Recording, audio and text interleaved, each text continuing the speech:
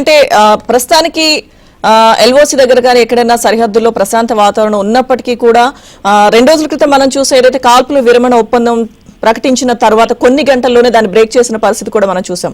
So Pakistan నమ్మే పరిస్థితి లేదు అంటూ తీవ్ర స్థాయిలో అంటే ప్రజల నుంచి కూడా అలర్ట్ గా ఉండాలి అంటూ ఇలాంటి సందేశాలు వస్తున్న పరిస్థితి చూసాం. సో మరోవైపు పాక్ కి సంబంధించిన ఆర్మీ అధికారులు కూడా ఇండియాకి సంబంధించి కీలక స్థావరాలపై దాడులు చేశాం ఇటువంటి స్టేట్మెంట్స్ ఇస్తున్న సిచ్యువేషన్ మనకు కనిపిస్తుంది. సో ఏం జరగచ్చు అంటారు? భారత సైన్యం కూడా నిన్న మీడియా సమావేశంలో సందర్భంగా కూడా ఈ అంశాలను కూడా చాలా స్పష్టంగా వివరించింది.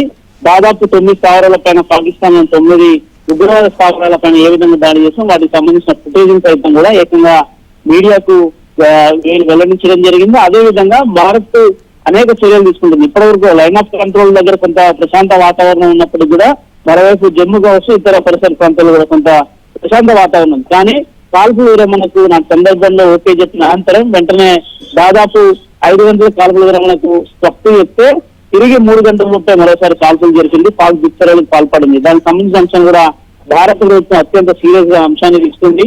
కాల్పుల విరమణ ఫుల్ స్టాప్ చెప్పిన అనంతరంగా బెంగళూరు చర్యలు చేపట్టడంతో పాకిస్తాన్ కు గట్టి బుద్ధి చెప్పాలి. వారం అనేది చిన్న కాదు, ఏ రూపంలో వచ్చినా అది వారంగానే పరిగణించాలన్నది కూడా కేంద్ర ప్రభుత్వం చెప్తున్న నేపథ్యంలో ఇక కేంద్ర ప్రభుత్వం ఆ స్టేట్మెంట్ ఇచ్చిన అనంతరం కూడా కొంత జమ్మూ కాశ్మీర్ పరిసర ప్రాంతాల్లో దాదాపు అప్పటికిన 26 ప్రాంతాల్లో కూడా గతంలో దాడి చేసేందుకు ప్రయత్నం చేసిన 26 ప్రాంతాల్లో కూడా కొంత ప్రస్తుతానికైతే సర్దుమరిందని చెప్పాల్సిందే. నిన్న రాత్రి నుంచి మాత్రం ఎలాంటి ఘటనలు ఎక్కడ కూడా జమ్మూ కాశ్మీర్ పరిసర ప్రాంతాలు కావచ్చు భారత్లో అనేక ప్రాంతాలు కూడా ఎక్కడ కూడా అలాంటి ఘటనలు అయితే నమోదు కాలేదు. ప్రస్తుతానికి ప్రశాంత వాతావరణం అయితే నెలకొంటున్న నేపథ్యం 12 గంటలకు జరగబోయే చర్చల అనంతరం కూడా పాకిస్తాన్ వైఖరి ఏంటనేది కూడా మరోసారి 12 గంటల చర్చల్లో బయటపడే అవకాశాలు ఉన్నాయి. ఒకవేళ పాక్ దాకా మరోసారి కదింపు చర్యలకు పాల్పడితే మాత్రం ఈసారి యుద్ధ వాతావరణాన్ని చూడాల్సి ఉంటుందనేది కూడా అటు డీజీఎంఓ స్థాయి అధికారి కూడా పాక్ హెచ్చరించే అవకాశం స్పష్టంగా కనిపిస్తుంది. ఎందుకంటే ఇటీవల జరిగిన పరిణామాలు చూస్తాం.